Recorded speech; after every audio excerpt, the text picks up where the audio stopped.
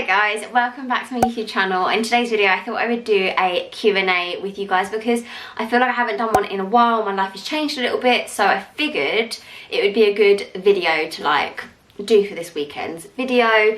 I've got my Diet Coke in one hand and I've got my phone with all the questions on in the other hand. Grab yourself a drink. It's just going to be like a really chatty, informal video. George is napping right now. It is currently Saturday. This video is hopefully going up tomorrow, which is Sunday. So let's just do this. We can get through this. We can answer some questions and we can have a little chat, and if you have any follow-up questions or anything like that, then let me know in the comments down below and I'll answer them, get back to you and all that kind of stuff. But let's crack on. The first one was actually about putting George onto YouTube and stuff, and it was, how do you feel about putting George out there so publicly? Any backlash? And to be honest, like, it was a big decision for me to put George onto Instagram and YouTube and things. I wasn't sure that I was going to. I thought I would always keep his face out and that kind of thing. And at the beginning, you can probably tell if you scroll back through my Instagram, for example, or on stories and stuff, I never had his face in it, ever, like until he was probably about 8 weeks old. And then on YouTube, I actually did a video of like a full day in the life with a newborn as a first-time mum or something like that. And I did show him on that video, and I just loved the fact that I could look back and see him like when I look back on that video now, I just think, oh my god, like he's changed so much. And the fact that I've got that footage and that video, it just means so much to me. But I do think George is coming up to 1 soon. He's almost 11 months old, so when he turns 1, I think I probably will like pull him back a little bit from sort of Instagram and YouTube, just because like eventually, as he's a baby, like, do you know what I mean, he doesn't know any better and it's fine. But I also just, I do sometimes think, should I really be putting him out there? I don't really know. I don't think that there's like a right or wrong. It is a completely like personal choice as to what you do. But I just know that when he's at school and stuff, I definitely don't want him on the internet. So I just, it's like, when do you start pulling back once you've already like put them out there, I guess? So yeah, I'm not really sure. I think maybe for when he's like 1 or a little bit older, maybe I will start to like take him off of the web. I'll obviously still talk about him and stuff, but I just don't think he will be like publicly there, if you kind of know what I mean. I don't really know what I'm saying, to be honest. In terms of like backlash, I don't think there's been like particular backlash, but I like that you get the occasional people that say things like on YouTube videos, comments, and you also get sort of horrible DMs and stuff, but I try to just get that like to the back of my mind and just delete them or block them or whatever. But occasionally, sometimes I just think, oh my gosh, like, who are you to comment that on my life or anyone else's life for that matter? I just think it's absolutely ridiculous that people feel it's okay to troll other people. But do you know what I mean? You kind of just have to crack on. Sometimes it has absolutely gotten to me as well. Like, I've definitely been there where I've been like sobbing over a comment because it really touched a nerve with me. Like, it was something that I was already thinking, or it was something that I already felt guilty about, and that person then said it in a really horrible manner. And then yeah, it has got to me like 100%. But then you just have to think, like, it's just one comment in a sea of amazing, like, supportive other women, other mums out there, that we are just like one massive community, and these other people, do you know what I mean? Fuck him. I just had to move because the sun was like in my face. But anyway, question number 2 is, are you guys thinking about baby number 2? Obviously, like, it's a big question, and one day I'm like, yes, I want a sibling for George. Another day I'm like, I love him so much that I just don't think I could spread that love between 2 people. Like, it's crazy. I know that like every one that's gone from 1 to 2 has probably had that thought, but I just don't know. I don't know, to be honest. I always wanted just 1 baby, and my partner always wanted at least 2. And I think now that I've had a baby, I would just love to give him a sibling. I would just love it. I really would. But then other days I just don't know. So I think for now the answer is absolutely not. We're not thinking about baby number 2 anytime soon. We've got a lot going on over the next year, and let me tell you, it's not just the wedding. There are some other really exciting things happening, but yeah, it's just like all a big moving picture at the moment for us. So definitely not anytime soon. After the wedding, potentially that's when like the discussions will happen, and then that's if we're even lucky enough to even be able to have a second child. So yeah, we just don't really know. At the moment though, the answer is no. Next question is, does George sleep well at nursery? My 10-month-old has just started and naps are shit now. I feel you there. So started off not too great, to be honest, with George and sleeping. He's only been at nursery, well, he's only been at childcare, he's in childminders for 2 weeks now, and sorry, no, 3 weeks he's been there, and he is settling in so well. It's just with naps, it's a struggle, and I think it's the same with like any lockdown baby. They've just been like completely spoiled with like their cot or a blackout blind or like no noise, and or like a, you know, sound machine or something. And George has always been crap at sleeping when he's out and about. In the buggy he's always been rubbish. If we're in someone else's house he's not been great.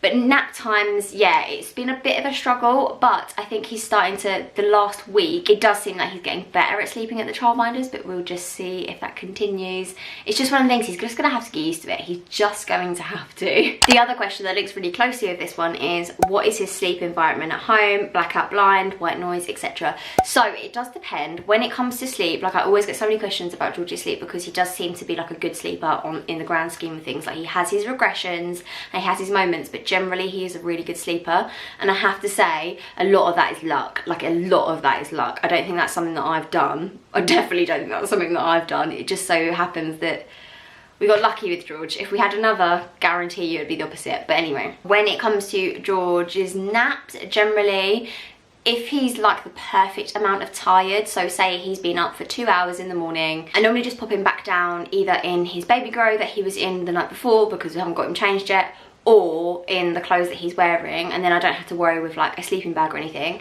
And then sometimes if he's like kicking off a little bit and he's not entirely at the right point of being tired, then I have to put in like a lullaby. He's got a lullaby built into his monitor that works really well. It's like the third lullaby, there's like 6 lullabies to choose from. The third one is like the one that just works. It always works, so I always try that one first. And yeah, that's it basically. And then just like as soon as I put him down, like literally peg it out of the room, shut the door, and if you get to the door and he hasn't cried, you're pretty much good to go. Yeah, I mean pretty much. That's like, again, maybe 80% of the time at the moment. Sometimes when he's in a regression it is not that easy, but yeah, that's pretty much all we do. Next one is, does George have any daytime milk now, or is he just morning and before bed?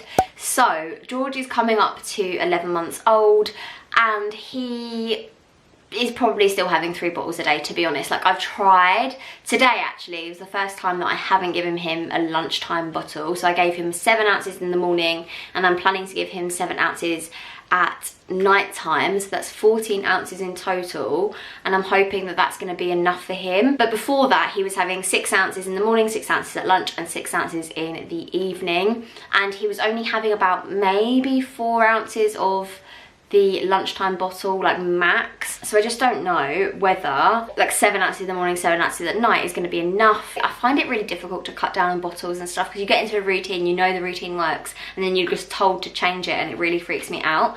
But I would love to know actually if you guys have dropped bottles, or if you've introduced like cow's milk and stuff, like when you do those things, because it stresses me out massively. But like I'm not gonna lie, and like he's almost 11 months old, 10 going on 11 months old, and he's probably still having 3 bottles a day. I'm just not sure if he's ready to go down to 2 bottles just yet.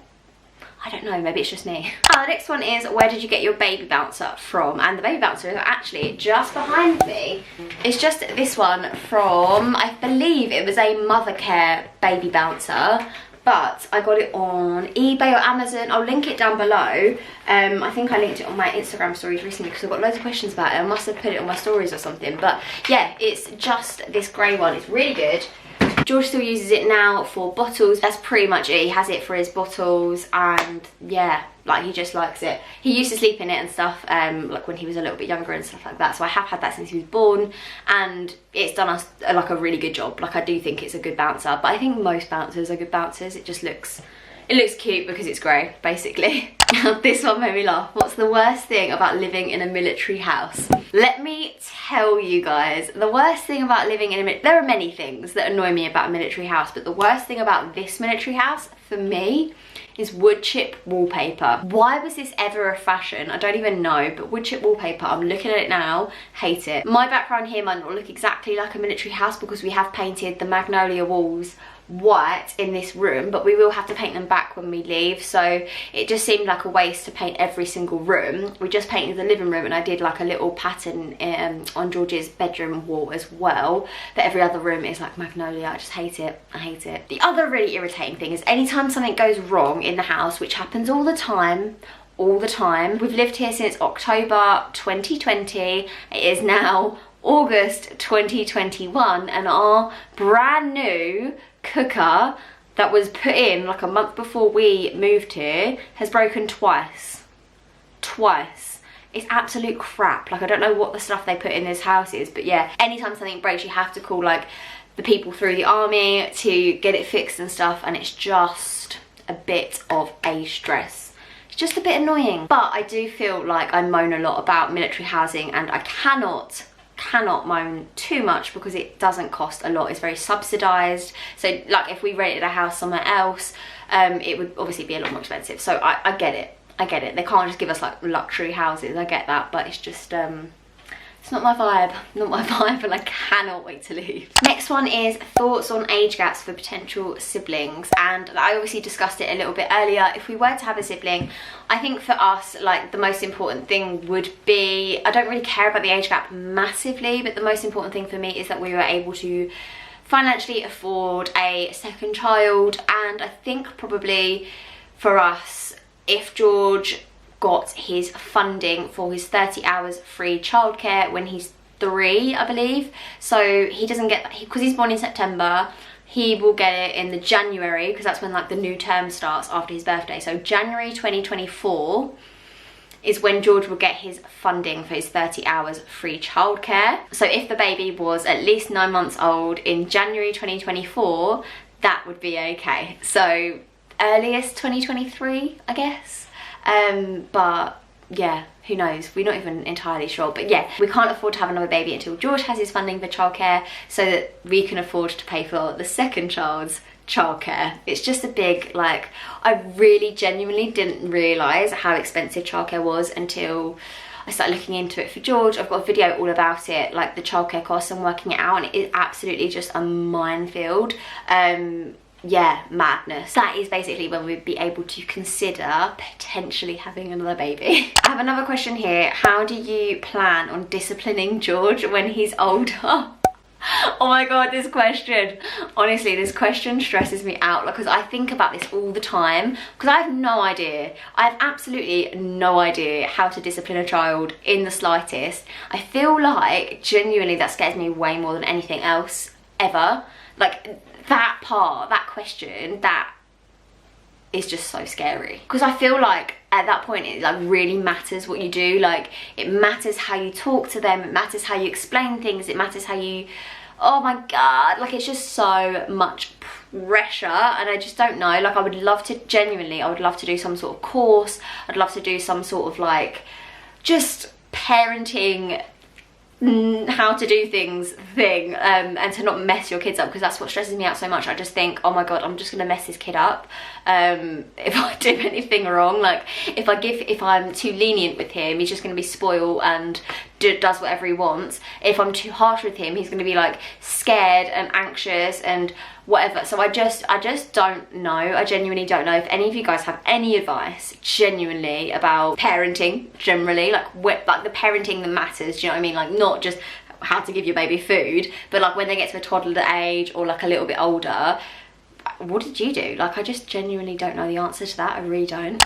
This one's funny. How soon after having a baby did you have sex again? I never thought I'd be talking about sex on the internet, but I would say, so it was after my 6-week check, basically. Like, you have like the standard 6-week check after giving birth and everything, and that's when you're like fully discharged, I guess. Like, you get discharged like 12 days after or something like that, from the midwife, so you're no longer with the midwives, but then you have like your health visitor and everything, and then you go to the GP for your 6-week check, and then once they say like you're good to go, basically, like you're recovered. I mean, definitely wasn't recovered, but you know what I mean, like physically, technically you're recovered, then yeah, you're good to go. So I'd say about 6 weeks. Oh my god, there's loads about sex. I've just scrolled up and like every single person's asking about sex. Sex life changed since George. Yeah. Oh, this one's good. What do you use for contraception? I was on the contraceptive implant that was in my arm after giving birth, and because I was on that previously, it worked really well for me. I got really light periods and stuff. It was like really straightforward for me, and I enjoyed it. I didn't feel any different, particularly like hormonally. I felt fine. Then I had that after giving birth to George, and oh my god, was it different. It was so different for me. I had such a bad experience with it. I was always really bloated, and it was definitely a hormonal thing. I always had so many breakouts all around the bottom half of my face, like all around my chin and stuff, like my jawline and just my mouth and everything. It was horrible. The worst thing was the fact that I was on my period constantly, and that's not me exaggerating for effect. I literally didn't have a day where I wasn't on my period. It was awful.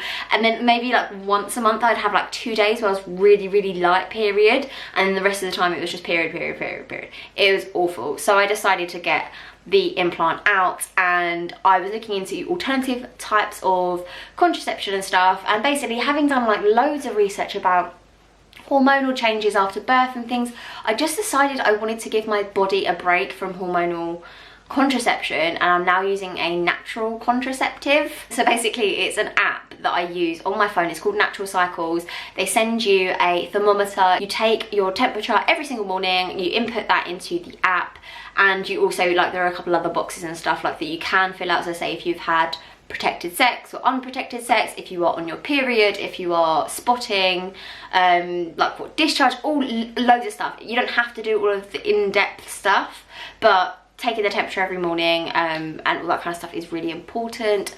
So yeah, that's what I'm using. It's called Natural Cycles, and I so far really recommend it. I think it's a really cool thing. I feel so much better in myself without putting anything into my body, like hormonal changes or anything like that. I just feel normal. There's a huge difference to me now to when I was 6 months postpartum, for example. Part of that reason is probably because of the contraception that I was using versus that I'm not using it now, but also the fact that I'm now 11 months postpartum versus 6 months postpartum, and your body changes a lot during that time as well. So I would just say that I feel the best that I've ever really felt right now in comparison to the worst I've ever felt when I was 4, 5, 6 months postpartum. It was just awful. So yeah, that's what I'm using now for contraception. I've got pins and needles. I'm really bad at pins and needles, and I always really laugh when I've got pins and needles. It tickles so much. Has anyone else the same? Oh my god. Oh god, that's horrible. God, that was so weird. Next question is, did you consider not going back to work after having George? And so if I'm honest, for me it just wasn't an option, because not even for my own sanity, partly for that, but also because we have a lot of outgoings. We have bills to pay, we have a mortgage on our other house, like we have a lot. My outgoings are about £1,000 a month, and I don't know how I was gonna pay £1,000 a month. Okay, to be fair, it's not £1,000 a month, it's £1,000 a month with childcare. So without childcare, it's probably £850 a month, including the mortgage on the other house and stuff. So yeah, like that, I have to pay that. So how am I supposed to pay that if I don't have a job? I just don't understand how that works. Obviously I do make some money from YouTube, which I'm so grateful for. Like, you have absolutely no idea. And one day guys, if I can make this my full-time job, it would be the best. It would be literally a dream come true. If I could, if I'm gonna be totally honest with you, like my entire like my whole goal with this is to be able to do this full-time and to potentially put George into childcare for like 2 or 3 mornings a week. And then I could have like the mornings to like make videos, edit, do stuff, and then in the afternoons we could go off and do something together, or go around to friends' houses and, you know, spend time with him whilst he's little, growing up, and then when he's at school age, potentially then go back into like the corporate world or whatever, because he's only going to be little once. Like, I get that, and it really does, it makes me so fucking emotional to thinking about it, because he is only going to be this little once, and then one day he's going to be a man.